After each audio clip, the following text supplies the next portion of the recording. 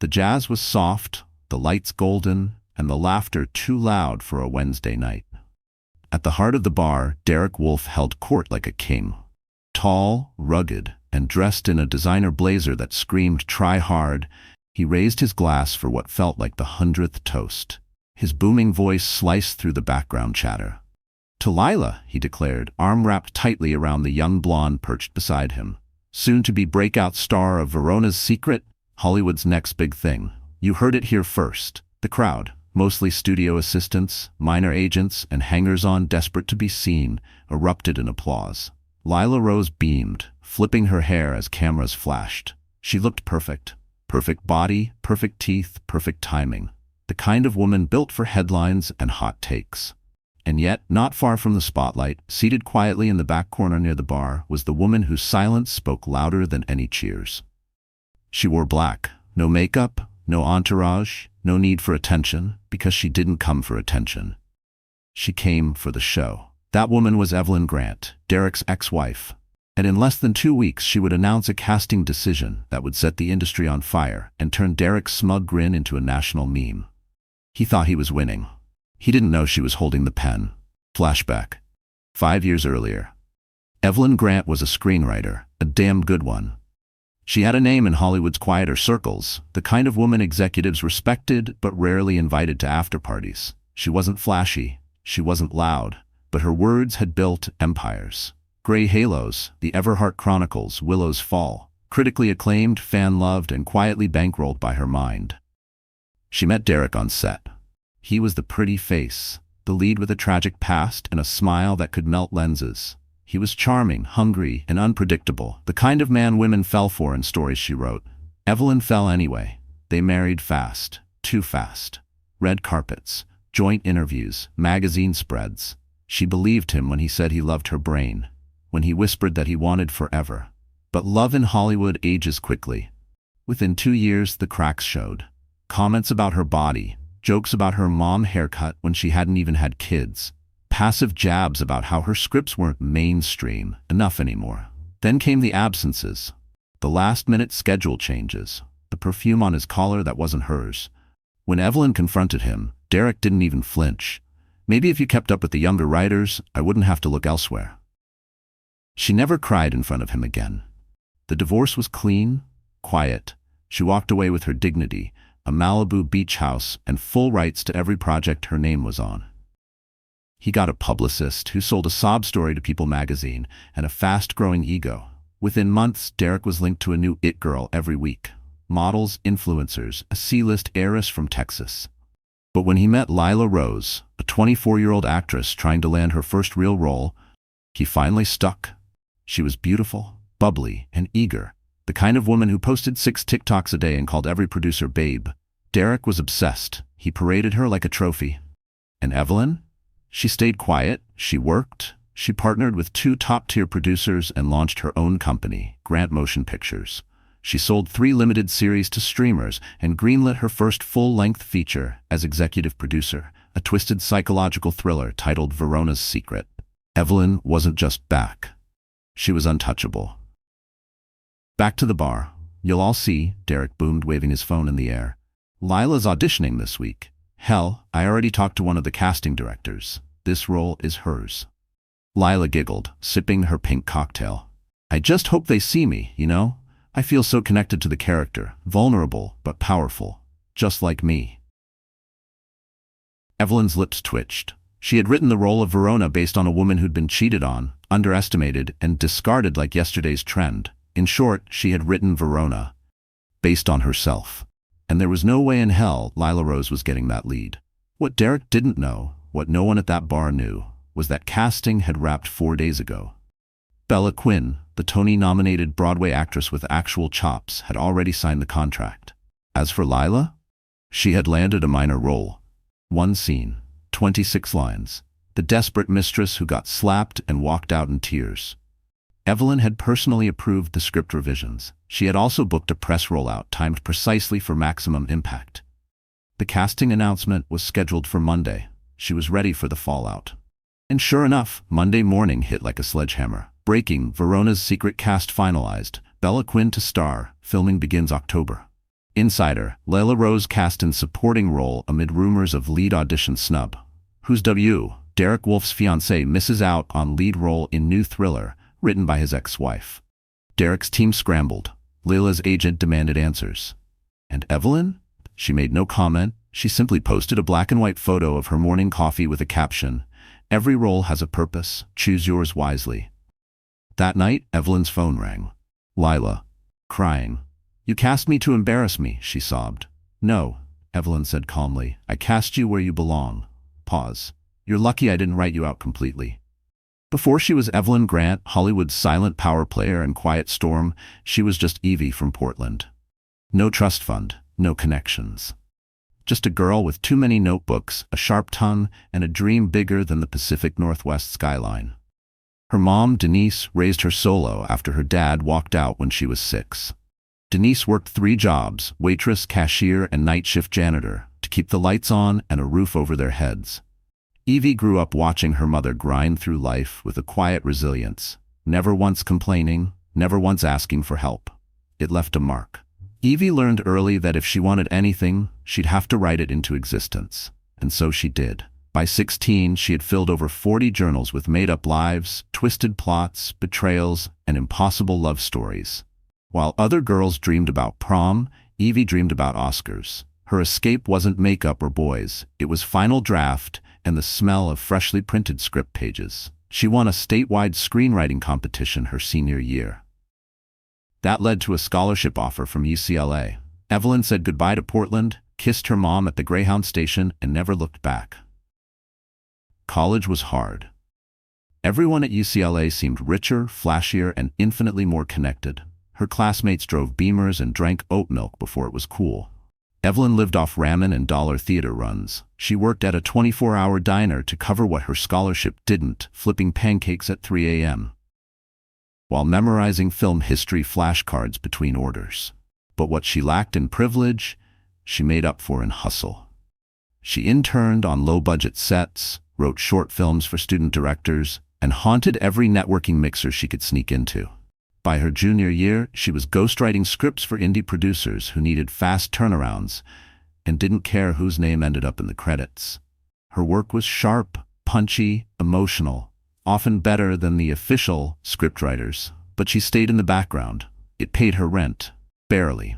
Everything changed the year she turned 24. That's when Grey Halos happened. A gritty character drama about a corrupt priest and the woman who exposes him. The script had been passed around for years with no bites. Evelyn found it, rewrote 70% of it in 2 weeks, and emailed it to a junior producer she met at a rooftop bar. 2 months later, it was greenlit.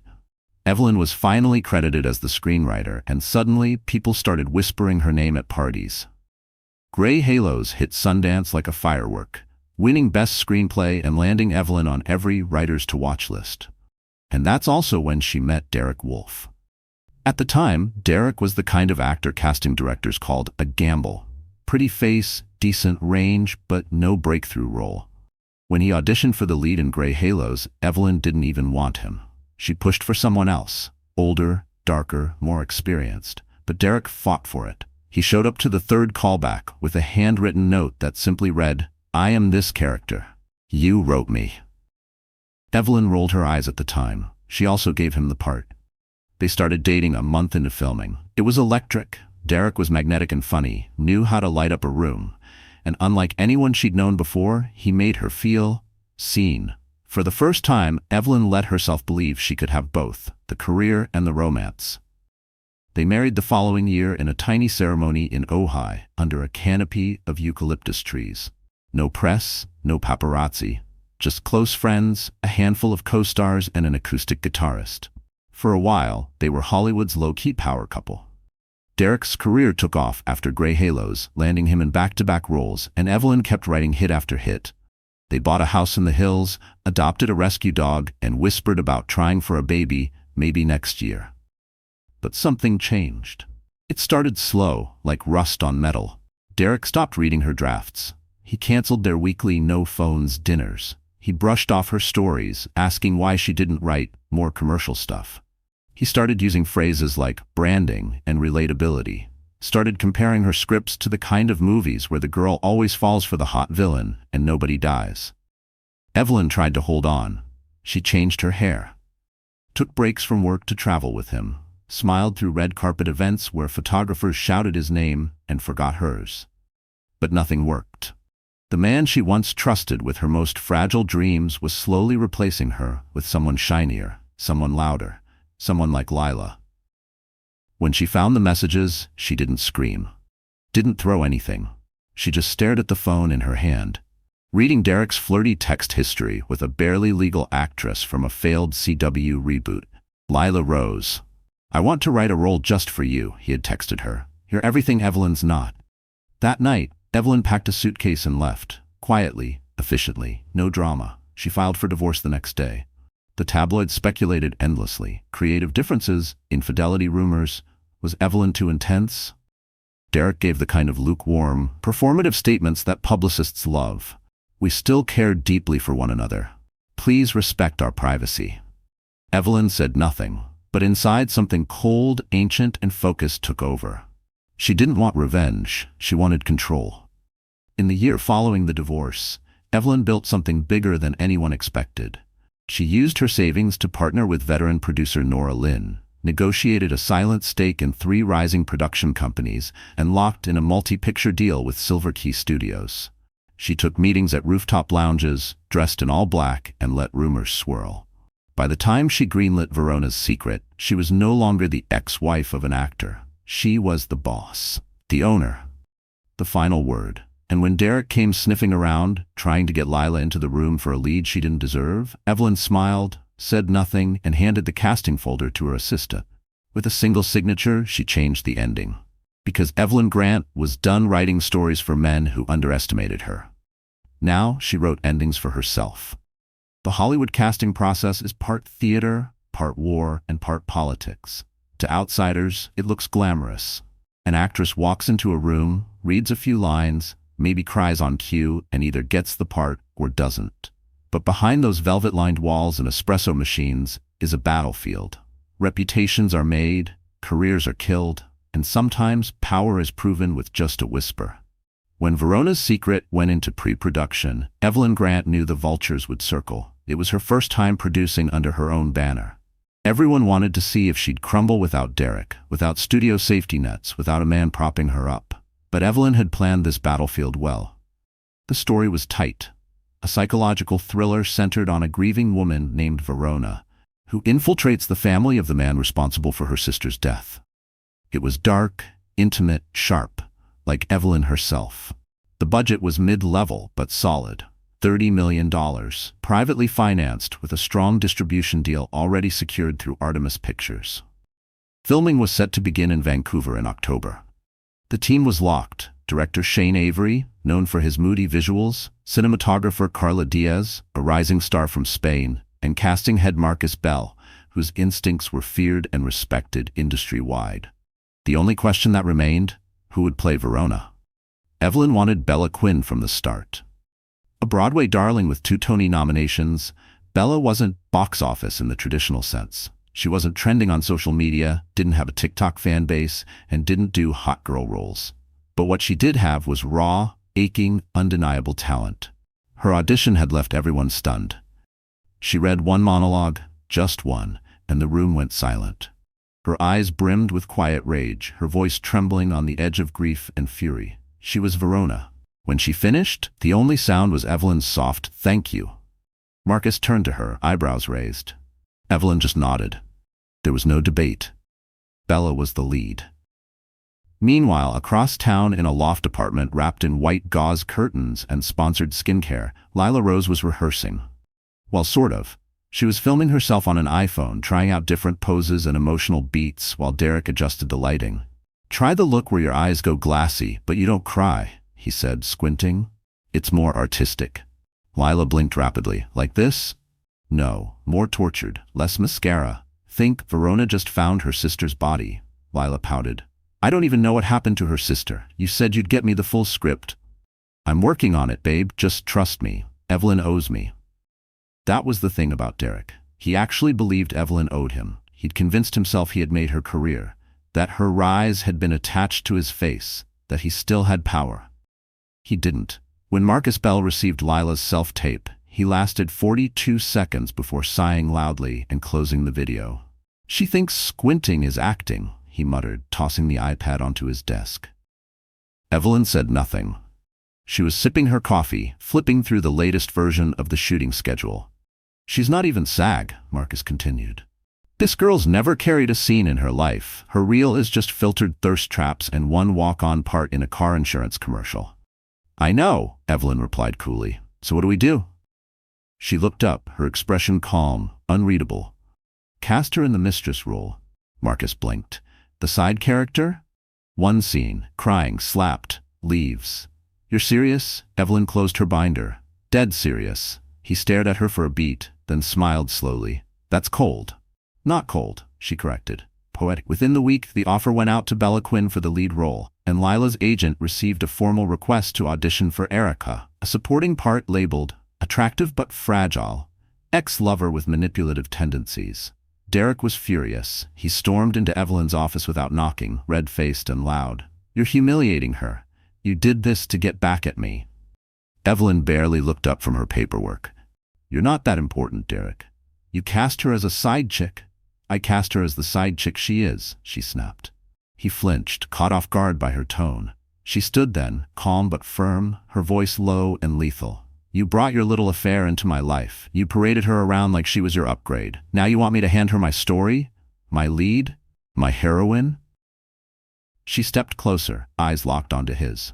"You had your chance to play a leading man, Derek. You blew it." Outside the glass walls of Evelyn's office, the production machine kept moving. Costume designers were pulling looks for Verona, muted tones, vintage jewelry, subtle bruises. Location scouts sent photos of Vancouver estates. Contracts were being signed, visas secured, flights booked. The table read was scheduled for next week. And Lila?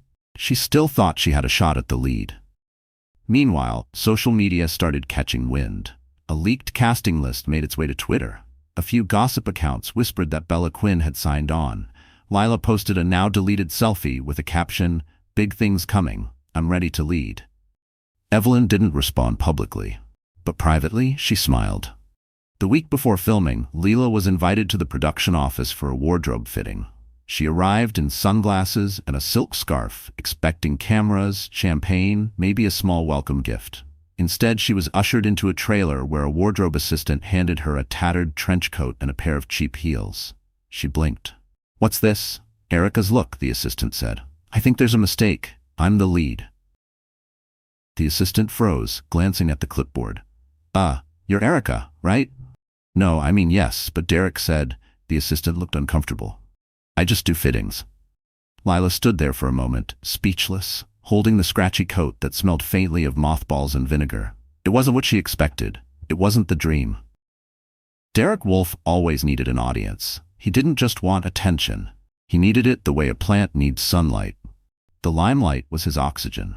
He thrived in crowded rooms, on camera, in whispers behind closed doors. To Derek, being talked about was the same as being relevant, and nothing terrified him more than becoming irrelevant. In the early days, he was magnetic, fresh-faced, charismatic, with a smirk that hinted at danger and eyes that begged for screen time.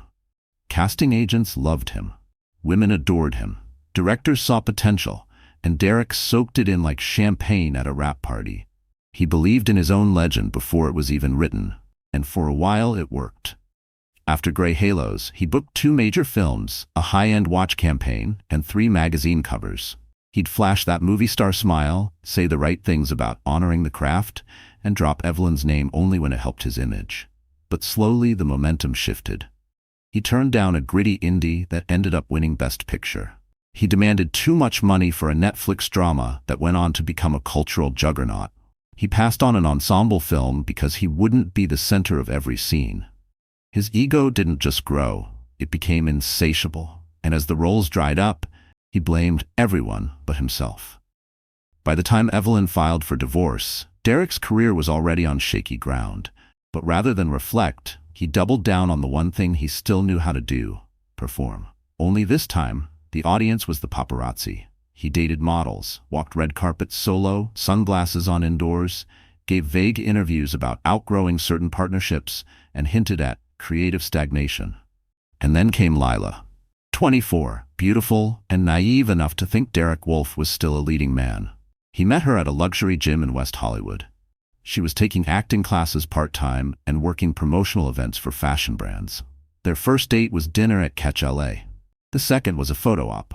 By the third, TMZ had their love story. Derek loved it. He loved her admiration, her starstruck gaze. She made him feel young again, important again.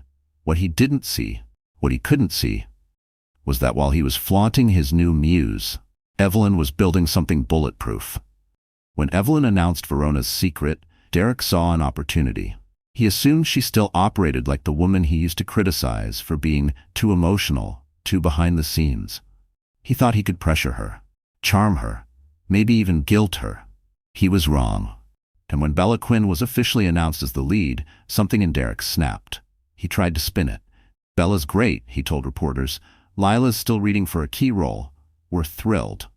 But in private, he was spiraling. At home, he paced like a caged animal. He snapped at Lila, accused her of not taking things seriously. When she asked him why Evelyn was icing them out, he ranted about betrayal, about loyalty, about how everything I ever did helped her rise. "What exactly did you do?" Lila asked once. He glared. "I was the face, the interviews, the energy." She just wrote. Just wrote. It never occurred to him that Evelyn had been the foundation all along. A week before filming, Derek's agent called.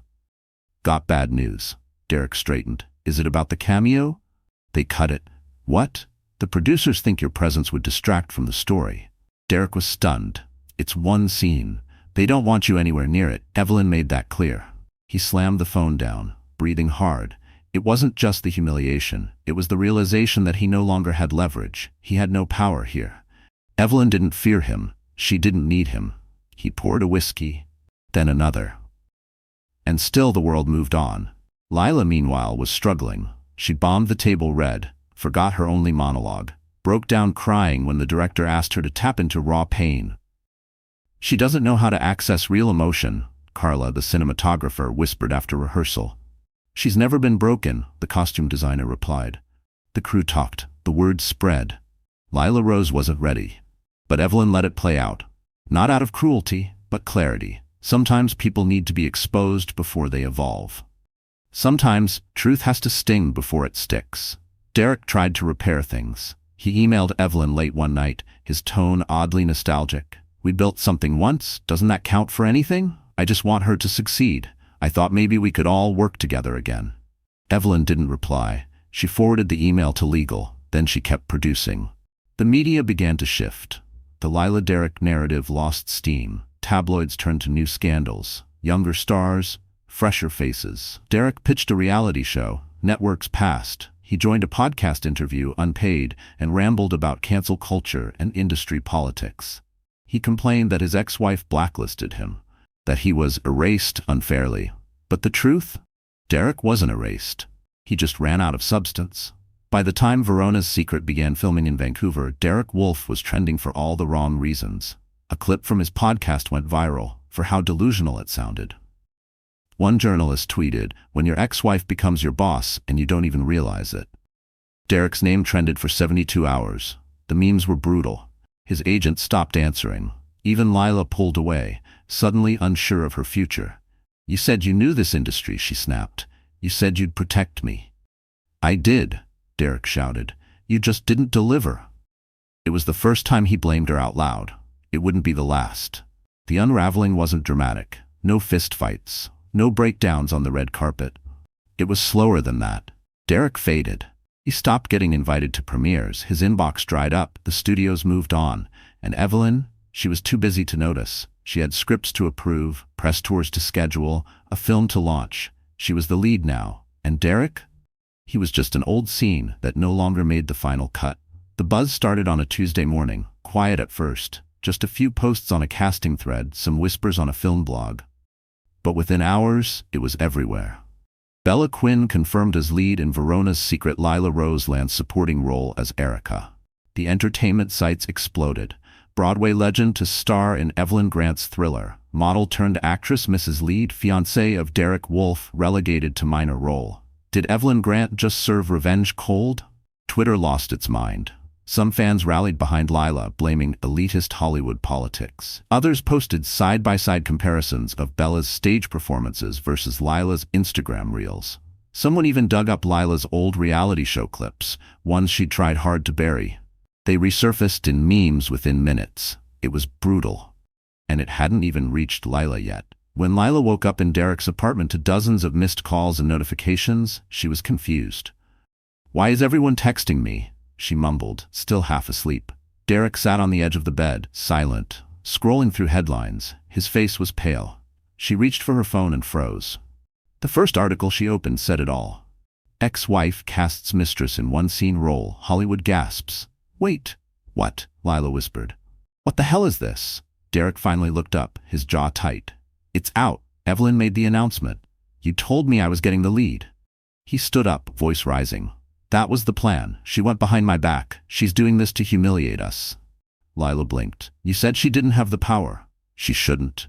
Lila's hands shook as she read through the articles. They weren't just neutral. They were mocking. One article even quoted an anonymous insider calling her a glorified extra with a glam team. "She cast me as Erica," she whispered. Derek didn't respond. She kept reading. "Erica is in one scene, Derek. One. I get slapped and leave the room." "She's baiting us," he muttered. "She wants us to walk away, but we're not quitting. We'll show her. You'll kill it. We'll get press. Spin it. Take control." But Lila wasn't listening. Her face was drained of color. Her dream, her Hollywood breakout, was unraveling in real time, and the world was watching.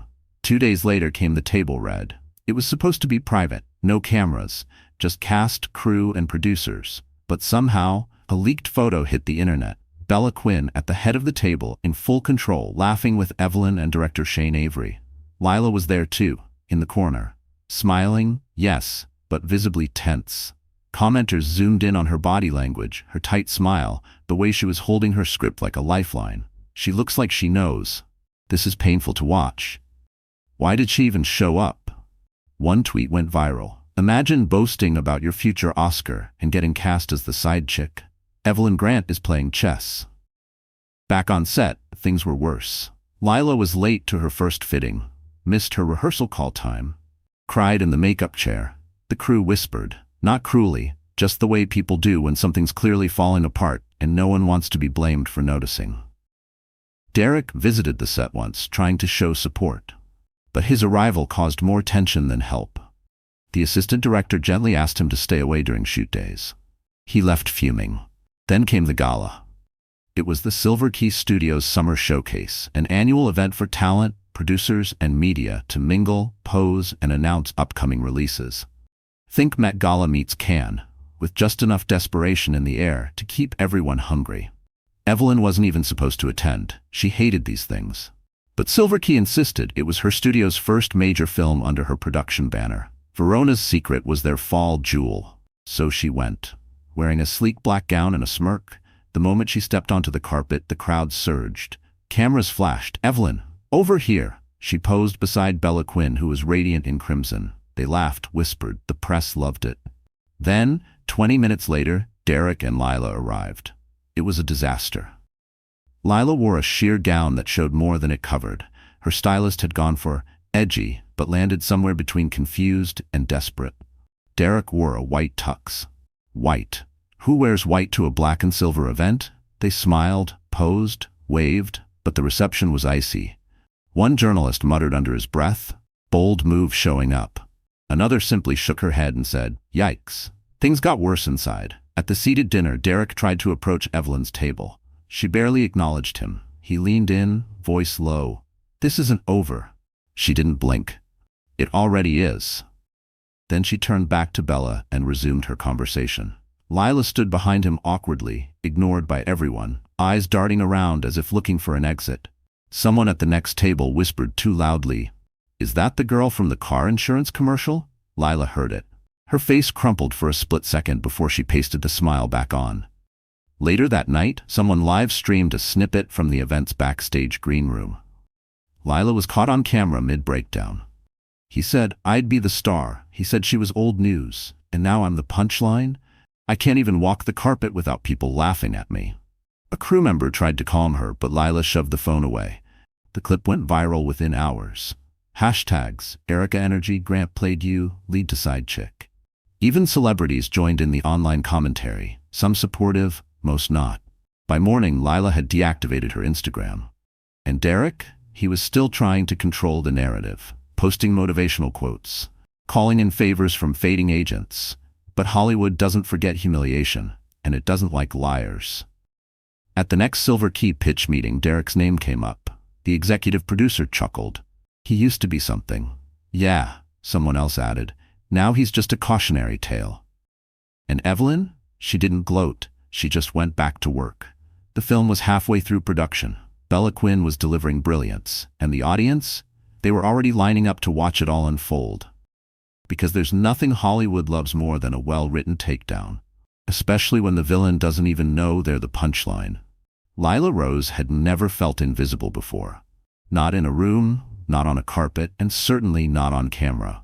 Her entire life had been curated for attention, angled selfies, staged brunches, filters that blurred out every flaw.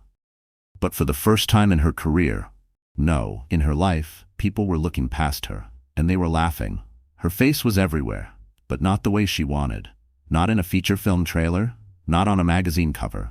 She had become the cautionary meme, the girl who thought she was the star but got cast as the side piece. Erica Energy was trending for 3 days straight. Someone even made a fake trailer of Verona's Secret, featuring Lila's single line of dialogue, looped, auto-tuned, and followed by a fake slap sound effect. It got 2 million views on TikTok in 24 hours. And Derek was no help. He spent his days pacing their apartment, phone glued to his hand, firing off aggressive emails to anyone who would listen. "She's sabotaging us," he muttered for the 10th time that week. Lila sat on the couch, wrapped in a throw blanket, eyes swollen from crying. "Hell, Evelyn, she's behind all of this. She's pulling strings." Lila didn't respond. Derek kept ranting. "She made me. I brought her into the spotlight. She was just a writer before me." "Yeah," Lila finally snapped. "A writer who owns the film you begged to be part of." Derek froze, the air between them thick with silence. "I didn't beg," he muttered. Lila stood, grabbing her phone. "You did. And now you're scrambling like a washed-up contestant from Dancing with the Stars." He stared at her, stunned. And for the first time, she didn't care what he thought. Lila's spiral accelerated quickly after that. She stopped going to fittings, missed a crucial shoot day. The production team sent polite warnings, then less polite ones. She finally showed up one morning wearing sunglasses indoors, mumbling that she didn't sleep well. The director, Shane Avery, pulled Evelyn aside during lunch. "She's imploding," he said bluntly. "It's affecting crew morale." Evelyn glanced across the lot, where Lila was curled in a corner with her phone, probably reading more online hate. "She'll finish the scene," Evelyn replied. "Then she's wrapped." "You sure?" "I'm sure." Shane nodded. "All right, but next time, no more favors." Evelyn didn't respond, just walked back to set, her heels clicking steadily on concrete. She never said it out loud, but this wasn't about revenge anymore. It was about control. Meanwhile, Derek tried everything to claw his way back into relevance. He pitched a podcast. No one bit. He offered to consult on Verona's Secret for free. Evelyn didn't even answer. He even reached out to an old producer friend from his Grey Halos days. "Let's revive it," he said. "A sequel? Audiences would eat it up." The friend laughed. "Derek, buddy, you played a tortured anti-hero 10 years ago. Now you're just a tortured ex-husband." He hung up before Derek could respond. The silence afterward was deafening. 1 week later, Evelyn received a delivery to her office. A single white envelope with her name handwritten in black ink. Inside, a letter from Derek. It was short, messy, desperate. "I don't know what happened to us. I don't know when you stopped seeing me. I missed the way things used to be. If this is about her, I'm sorry. But we were good once, weren't we? I thought we were a team. Call me, please." Evelyn read it twice, then placed it neatly in her shredder. The machine hummed softly as the words vanished into strips. She had no interest in dragging him. She wasn't angry. She wasn't bitter. She was done. Back on set, the atmosphere shifted. Bella Quinn's performance was mesmerizing, raw, heartbreaking, terrifying. The crew clapped after every take. The studio heads flew in for a sneak preview and left in awe. Evelyn, always composed, allowed herself a rare moment of pride. They had something real, authentic, and best of all, hers.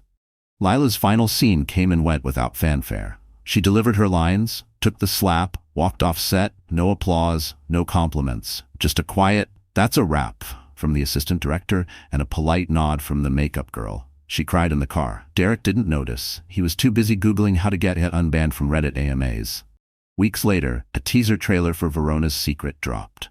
Bella's face dominated the screen, bruised, brilliant, haunted.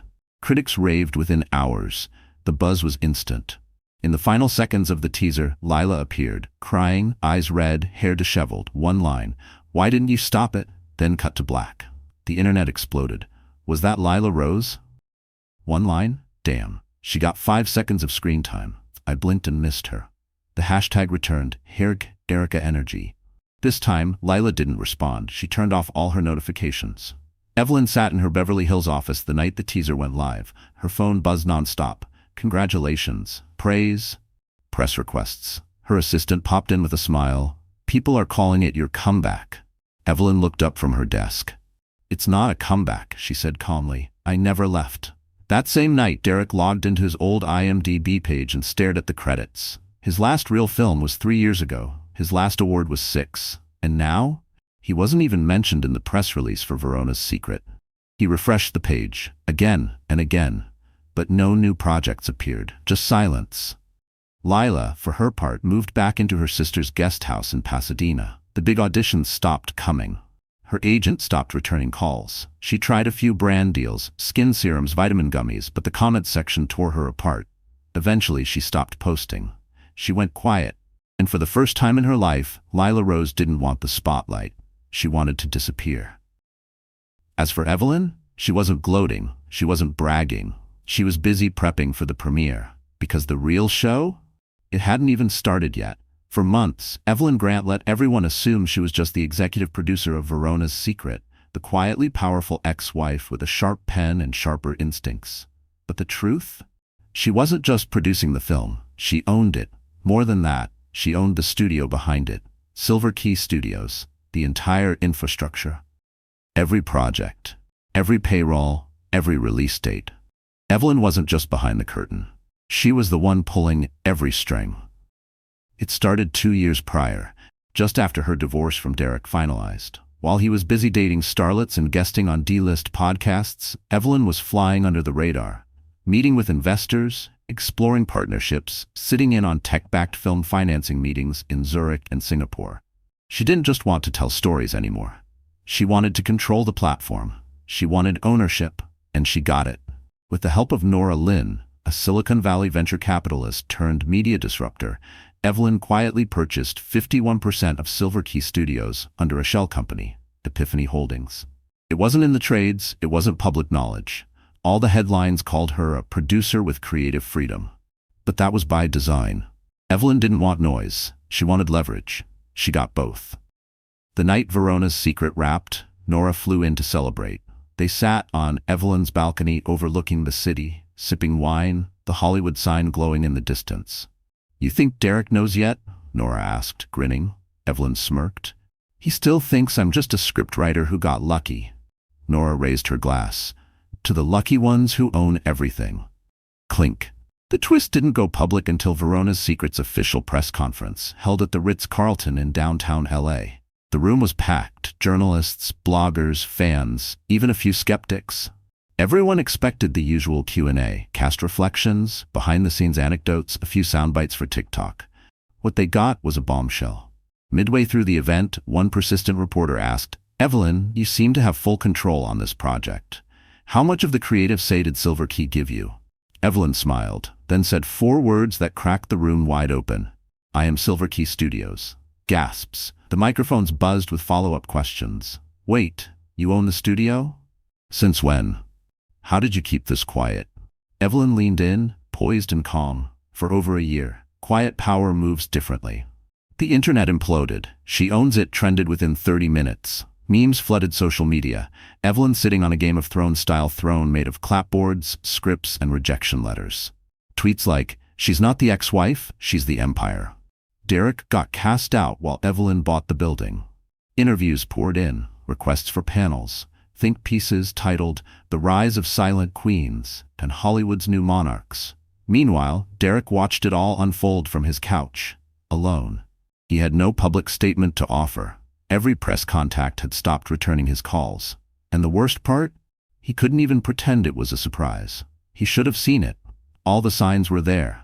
The way she stopped reacting to his jabs, the meetings she never discussed, the growing silence that had nothing to do with heartbreak and everything to do with strategy.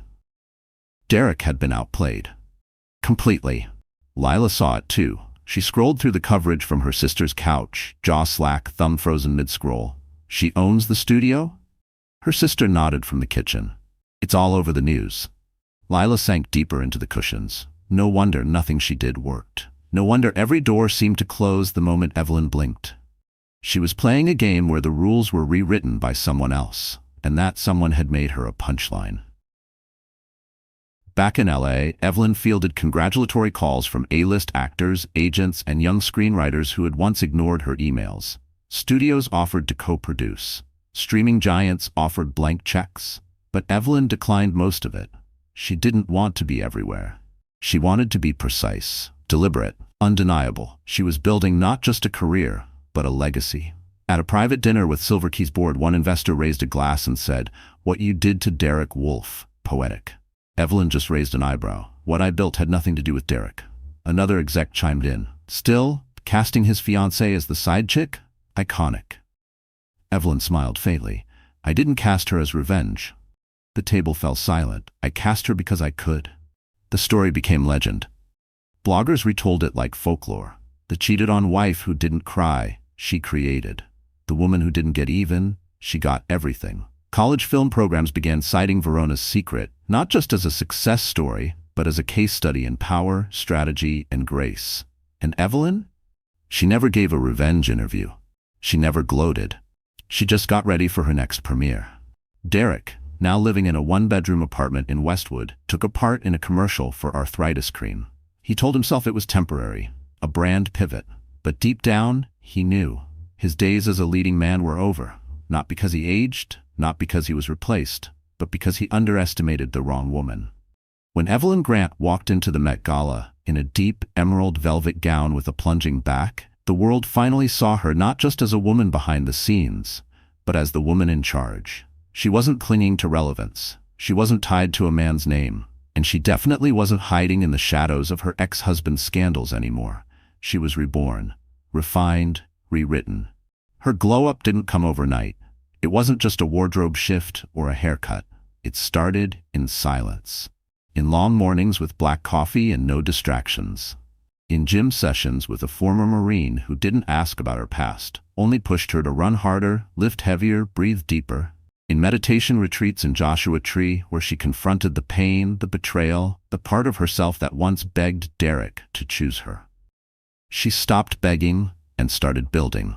Evelyn hired a personal stylist. Not for trend, but for armor. "Clothes are language," her stylist told her. "And you're no longer speaking softly." Her new look? Structured blazers, bold lips, statement jewelry, custom gowns in colors that said, "I am not invisible." She still wrote, of course. That would never change. But now, she walked into rooms as a decision-maker, not a guest, and people noticed. When Verona's Secret swept the indie circuit, winning Best Feature at Tribeca, Best Director at TIFF, and earning Bella Quinn a Golden Globe nomination, Evelyn's face started appearing in magazines she once flipped through in waiting rooms. Variety called her the Silent Storm. Elle called her the most powerful woman you've never heard speak loudly. Forbes simply put her on the cover with the headline, "She owns it." She wasn't flashy. She wasn't thirsty. She was in control. At industry panels, young women lined up just to ask her one question. How did you survive? Her answer was always the same. I stopped trying to survive. I started leading. And with every appearance, every quiet nod of approval, her legend grew. Not because she screamed louder than the men, but because she didn't have to. She had receipts, she had results, and most importantly, she had respect. Behind closed doors, Evelyn expanded Silver Key into television. She greenlit 2 limited series, one about a congresswoman surviving a smear campaign, the other a sci-fi thriller starring a black transgender lead. She didn't chase approval, she chased meaning, and the audience followed. Streamers fought for her exclusives, networks begged for her scripts, and every project she touched carried her signature. Unapologetic, intelligent, fierce. Her home life evolved too. No more empty mansions in the hills. She bought a brownstone in Brooklyn, close to art galleries, cozy bookstores, and morning walks in Central Park. She dated, but never clung. She kept her circle tight, her boundaries tighter. And when gossip blogs tried to link her romantically to a tech billionaire, she laughed and tweeted, "I don't date men who ask me how movies make money." The tweet went viral. Derek, meanwhile, made a quiet exit from the industry. His last audition was for a secondary villain in a reboot that didn't get picked up.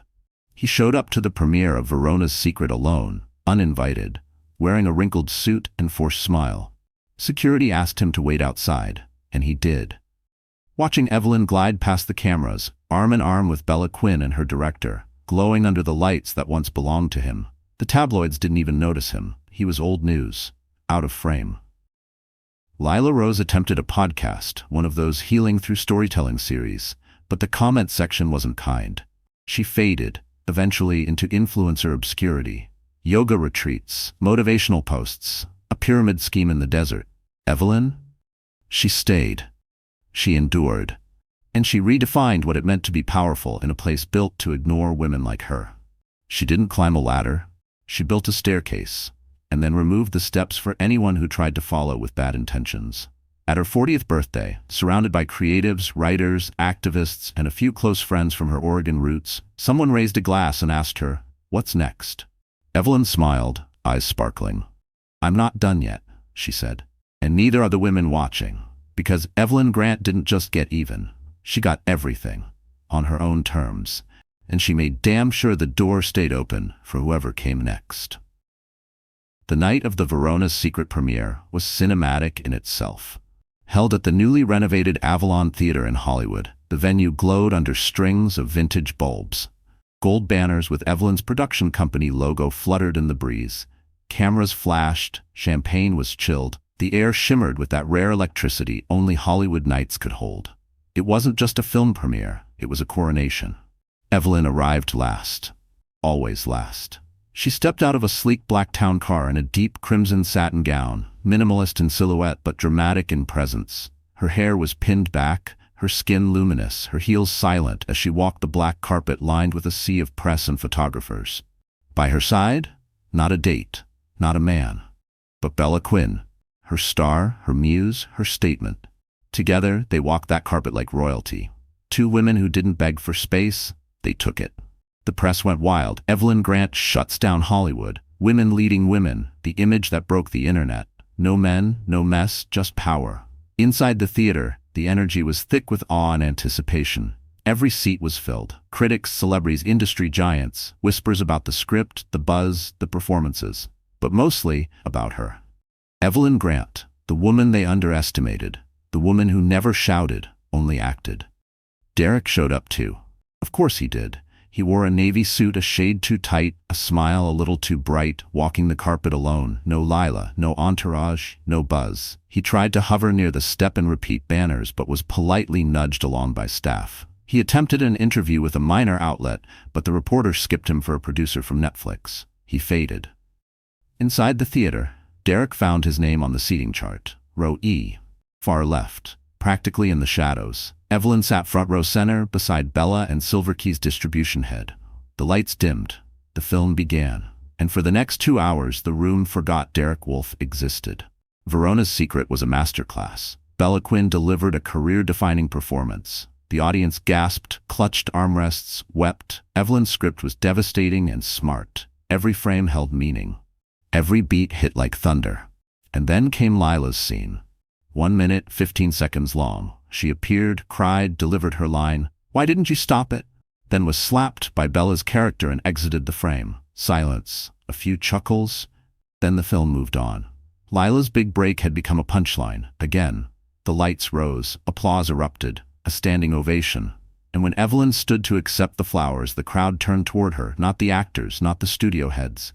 Her. It was the loudest sound Derek had heard in years. He clapped too. Because what else could he do? He was no longer the star of this story. Later, at the after-party, Evelyn glided through the rooftop venue with quiet grace. Guests approached her with reverence. Even her competitors smiled a little too wide, desperate for a sliver of her approval. She stopped for a moment at the bar, sipping a neat bourbon, when Derek approached. His expression was half nostalgic, half pained. "You win," he said softly. Evelyn didn't even look at him. "I never played." He laughed nervously. "Still, you crushed it. Guess you got your revenge." She turned to face him then, eyes sharp, voice calm. "This was never about revenge, Derek." "Then what was it about?" She smiled.